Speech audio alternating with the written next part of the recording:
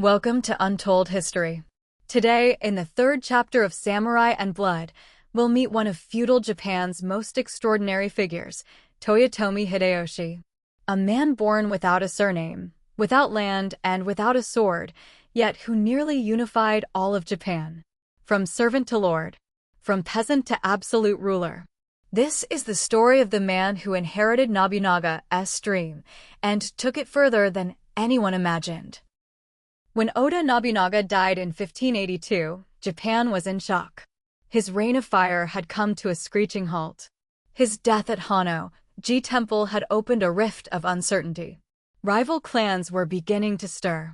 Kyoto was burning. Allies hesitated.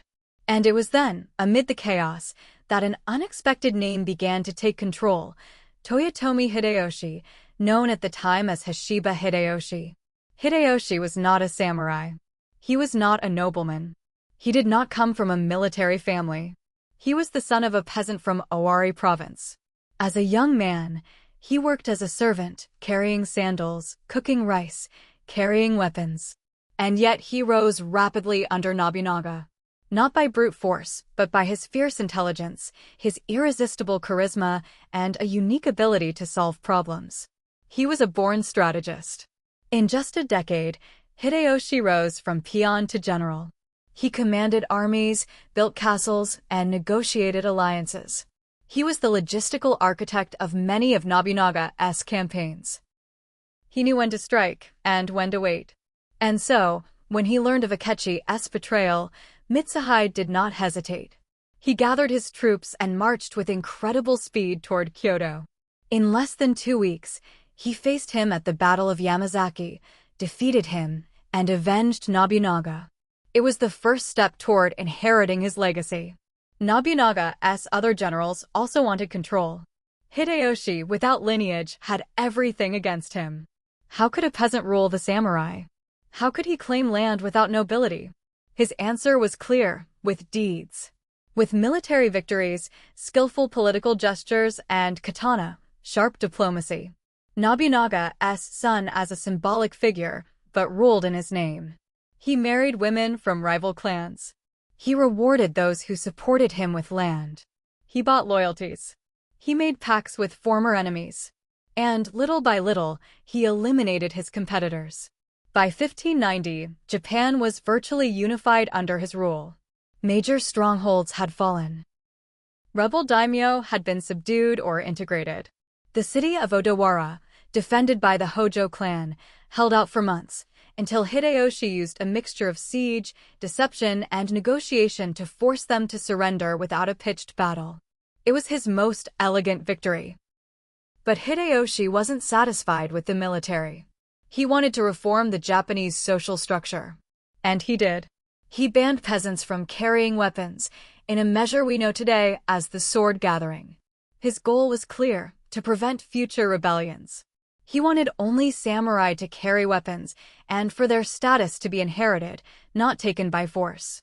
Thus were born the 4 rigid social classes of the Edo period: samurai, peasants, artisans, and merchants. He also implemented censuses, tax reforms, temple regulations, control of trade routes, and built Osaka Castle, an architectural marvel that symbolized his new power. But there was one thing Hideyoshi couldn't have: the title of shogun. Because of his peasant origins, the imperial court denied him the rank, something that, despite all his royal power, he couldn't reverse. So he opted for another strategy. He was given the title of Kampuku, or imperial regent. And then the title of Taiko, which meant retired ex-regent, although he continued to manage everything behind the scenes. The peasant without lineage was now the most powerful man in Japan. Without an inherited sword. Without an illustrious family name. With only his wit, his charisma, and his determination. But he wasn't all prudence. With the country now pacified, Hideyoshi began to look beyond the sea. He wanted to do what not even Nobunaga had dared to imagine: conquer China. To do that, he had to invade Korea first. In 1592, he launched a massive expedition with tens of thousands of soldiers. The campaign began successfully. They took Seoul. They defeated the Korean army.